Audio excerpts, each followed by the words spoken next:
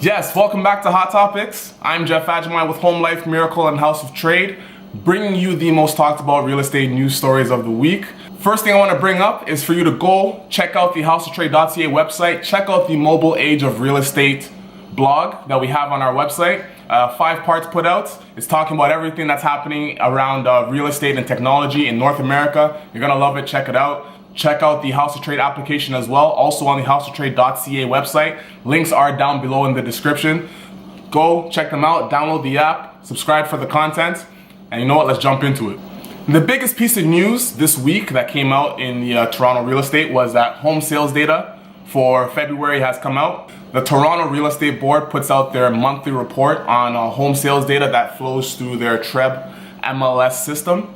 And what it shows is basically the same exact trend that we're getting used to and we've gotten to know over the last year. And that's that sales data or home sales have dropped again from year over year, and prices are up year over year. So breaking down the data, going a little more into it, sales were just over 5,000. The exact number is 5,025 in February of 2019.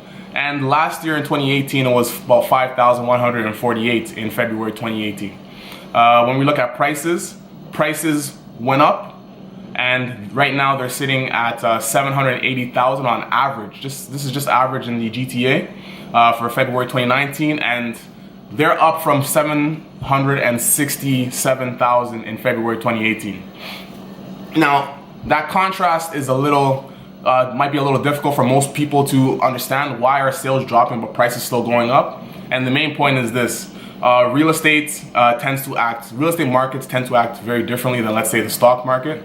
If the stock's sales volumes tends to spike, usually you tend to see prices spike with it. Sometimes it might lag and then prices start to decline, and that happens pretty rapidly day to day. With real estate, it's a hard asset, it's a fixed asset, and it's something that's a little more difficult to move. In terms of just sales volume, you don't see the same type of sales volume in real estate as you see in the stock market.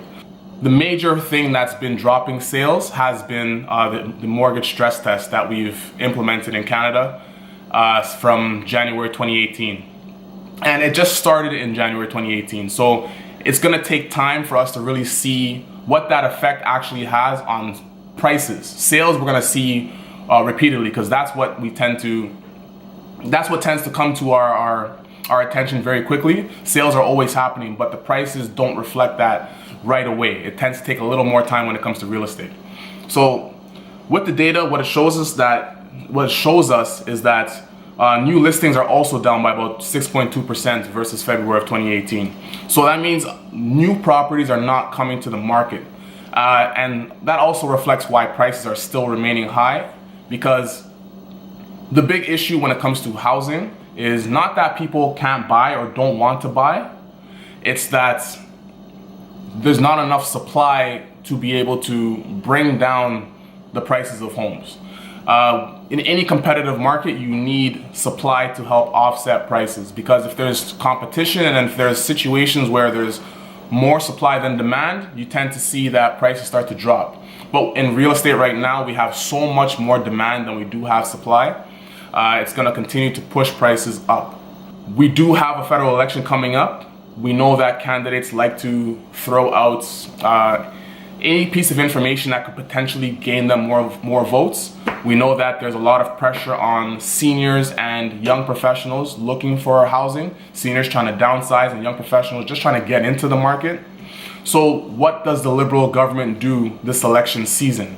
Are we going to see Justin Trudeau maybe put out a policy that seems favorable towards homeowners and try and help homeowners? We've heard some things around CMHC and how they're trying to help with affordable housing and offer a lot of incentives, funding for people or developers that are looking to build affordable housing. Are we going to get any other policies that are going to add to that and add to the creation of more affordable housing so that young people, seniors, can get into the market the way they like and not be so negatively affected while like the stress test is doing? Are we going to see a review of the mortgage stress test? Are we going to see it completely wiped out? Are we going to see 30-year amortization? I think that would be a big benefit, because it does stretch out your mortgage payments a little bit and make it easier monthly for you to make your mortgage payments every month. And the stress test, people were buying real estate before that stress test came in. People were really, it was a very hot market, and we saw what the stress test has had its intended effect. They wanted to cool the market artificially by putting in that policy. They have. They've cooled it more so when it comes to sales. Prices, like I said, don't reflect that right away. It doesn't happen until maybe a couple of years down the road, but it will happen. I don't know if prices will drop 5%, 20%. In some areas outside the GTA, we have seen price declines, like Oshawa. We've seen price declines in areas like Richmond Hill, Markham, Vaughan.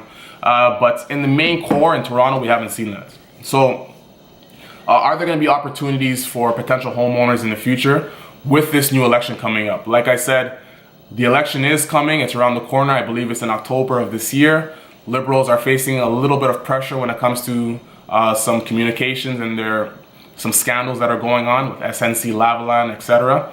So maybe they put out some new information, a new policy like they have been doing to try and, either remove that from the headlines, get people to change the talking points, change the topic, or they try and put out a policy that looks like it's helping homeowners or potential homeowners get into the market, and that helps to secure them more votes, especially among younger people.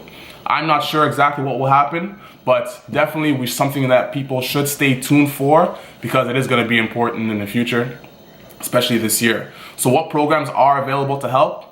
There are a lot. Home buyers plan, and I'm going to go into that a little deeper in a future episode. We talked about it earlier in a previous episode. I believe that was also episode 5, when we went into just the basics of the home buyers plan and how you can use your RRSP to help you invest or to help you buy your first home.